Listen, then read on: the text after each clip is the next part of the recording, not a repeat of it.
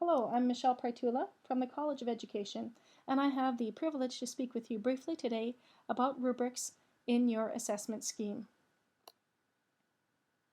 Brown and Glasner in 1994 found that assessment is probably the single greatest factor in influencing how your students learn in your classes. And when I think about assessment as having that strong of an influence, I think about the ways in which I can use assessment to get the greatest learning happening in my classroom. So let's talk specifically about rubrics.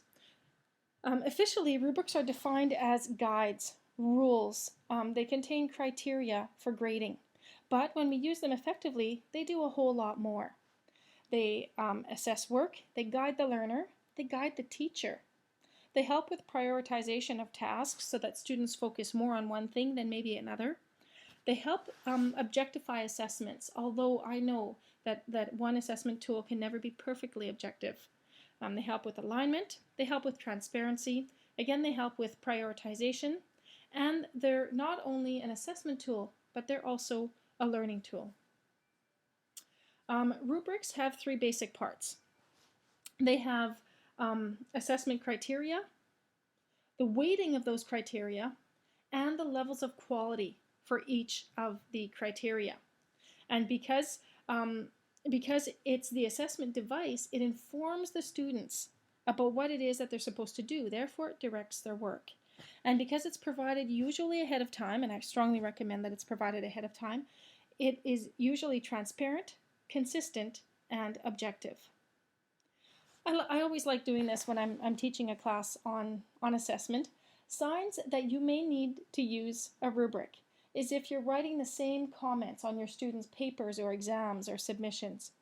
If you read a few papers before you start grading so that you can get a feel about how you ought to approach the assessment task. If you decide how to assess after the assignments come in, that might be a sign that you need to use a rubric. If you're always assessing work and you can't seem to get one piece of work done before another comes in. If you worry that you're grading your papers differently, even within the same submission, so that the earlier papers are graded differently than the later papers because of exhaustion or because of what you've learned or whatever else. If you realize, and this is a painful one, after grading a few papers that your students didn't understand what they were supposed to learn. And then the last one, which is probably the one that is the most difficult to tackle or to understand, is when students express concerns that your grading may be a little bit off and you perhaps wonder if they're right. Rubrics can actually help you assess most of the work that you're asking your students to do. And I've made a list right here, but it absolutely doesn't include everything.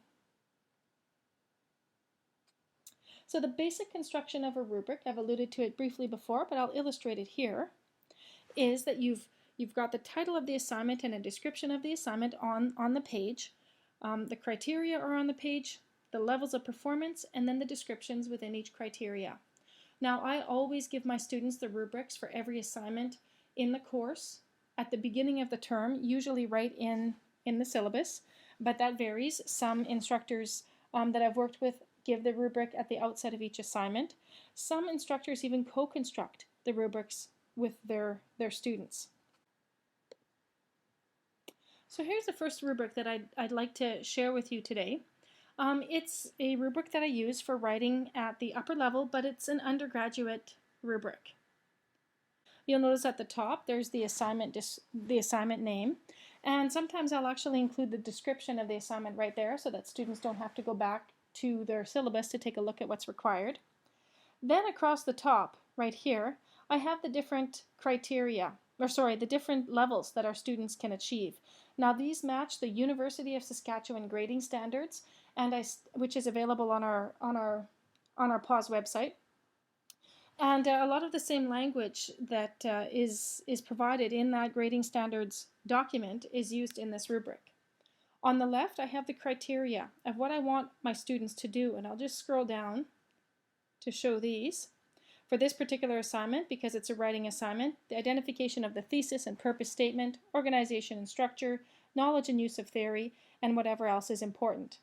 Now, this assignment is one that I give to my students at the beginning of the term So I attach more weight to the thesis and purpose statement, but these can be changed. So if in any given class my students have to submit 2 or 3 papers, for the third paper, as long as my students know ahead of time, and because they've had a lot of practice, I could change this to 5 and then perhaps move the conclusion to 10, or make another category that I think that they may become more adept with. Then within each of the criteria, I have descriptions, worded descriptions, so that my students know what it is that they need to achieve. Now, anytime I give a rubric, I also provide an exemplar to my students, which are sample papers at different grade levels that my students can take a look at to become familiar with. And then I score, I read the work and I score my students according to where they are for each of these criteria. And then at the end, I total the rubric, total the numbers that they get, and then I add them to 50, which according to the University of Saskatchewan grading standards is the passing score. So you'll notice for any of these criteria, if a student is unable to identify a thesis, or if they have inadequate organization, they wouldn't be scoring any points here, and I would have a conversation with that student, help them understand what it is that they need to do, and then they'd have an opportunity to submit their work and score above 50. But according to the University of Saskatchewan grading standards, if they're doing minimal work, they ought to still be passing. Therefore, perhaps in this category, a student might get a 2, they might get a 4 here, they might get a 6 here. Whatever it is that they're getting, I would sum and add it to the 50, and that would be their score. Here is that same example, the writing rubric, with marks on it. So for this particular student, they had a pretty strong thesis statement. It was excellent according to the grading standards, so they received a score of 7. Same for organization, same for knowledge and use of theory, and 8 for supporting paragraphs. Their conclusion was quite weak. They scored a 1. And then their concision and style was between 2 categories. It received a score of 2.5. These were added, which totaled 30.5, added to the 50 to receive a paper score of 80.5.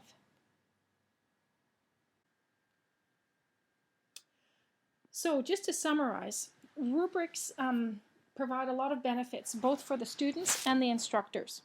For the students, you can clearly see that they provide a great deal of feedback. Expectations are clear. The students are in charge of their own learning before they start the assignment, especially if you ask your students to submit a self-evaluation using the rubric before they hand in their assignment or with the assignment. This forces them to look at each of the categories, therefore they tend to not skip something that's important. I also find that it allows my assessment to be consistent, objective, and a little bit more clear. And even though rubrics may take more time to develop initially, I find that after using them for 1 or 2 assignments, it is much more timely for me to mark. So much so, in fact, that I actually experience a fair bit of discomfort now when I attempt to grade an assignment without a rubric. There are also several benefits for instructors or teachers.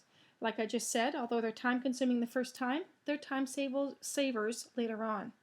They also remove a lot of guesswork from assessment, and consistency, objectivity, and clarity are not only benefits for the students, but they're benefits for the instructor. And for me, when I use a rubric for assessment, it really forces me to stick to what it is that I've asked the students to do. Therefore, if they submit something and I find that it's not to the level that I was hoping for, it forces me to improve what it is that I'm doing in the classroom so that I can get my students to achieve the results that we're both looking for. And that concludes this brief presentation on assessment using rubrics. I hope you found it beneficial, and good luck in developing them in the future.